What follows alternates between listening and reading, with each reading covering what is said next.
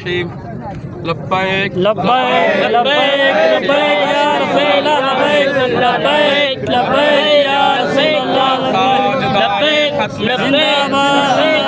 زنداباد لبيك ताजदार ख़त्म नबूवत जिंदाबाद जिंदाबाद जिंदाबाद। अज असां तहरीक लबैक पाकिस्तान ज़िला घोटकी जी तरफ़ां अज नेशनल हाईवे शाहरा बाईपास डेरकी जेको आहे असां रोड बिला कयोसीं नेशनल हाईवे ते। उनजो असांजो सबबु इहो हुयो कि तव्हां सभिनी खे ख़बर आहे या वरी मां तव्हांखे ॿुधाइणु चाहियां थो कि असांजे मर्कज़ी क़ाइदीन जे मथां तक़रीबन 5 ॾींहं 6 ॾींहं खां मुसलसल जेको आहे गोलियूं शेलंग स्टेट फायर जेको आहे पंजाब हुकूमत करे थी पई, जंहिंमें असांजा तक़रीबन 500 खां वधीक असांजा माण्हू जेके शहीद थी चुका आहिनि, हज़ारनि जी तादाद में असांजा माण्हू ज़ख़्मी बि आहिनि।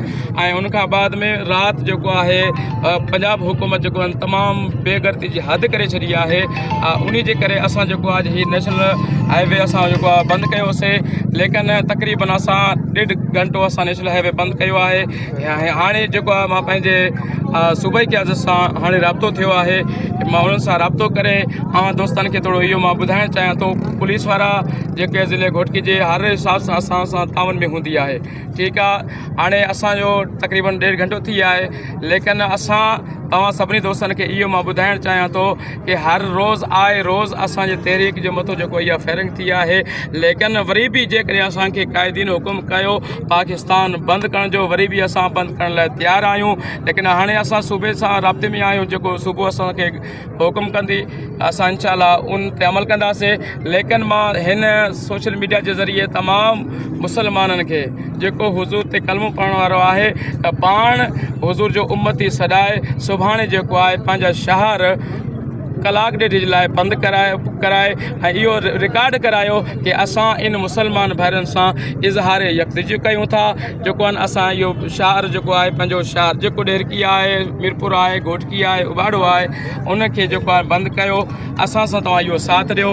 मां इहो तव्हांजी मीडिया जे तवसुल सां इहो अर्ज़ु कयां थो, सुभाणे जेको आहे पंहिंजा शहर बंदि कयो, अव्हांजी महिरबानी हूंदी।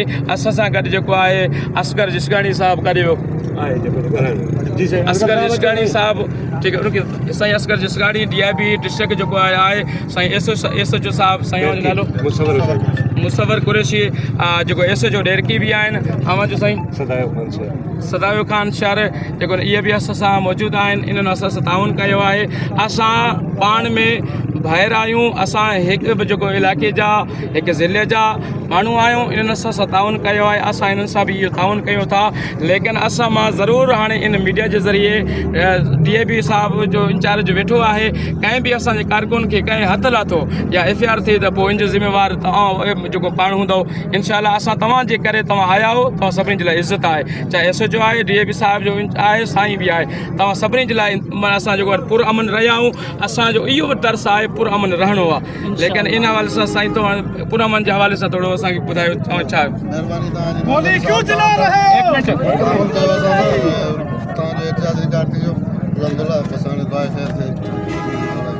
हाणे इहो तमामु दोस्त जेके जहिड़े इलाइक़े जा आहिनि, पंहिंजे इलाइक़े जीअं डेरकी आहे, उबाड़ो आहे, इहो सुभाणे शाम जो ऐलान करे अचो।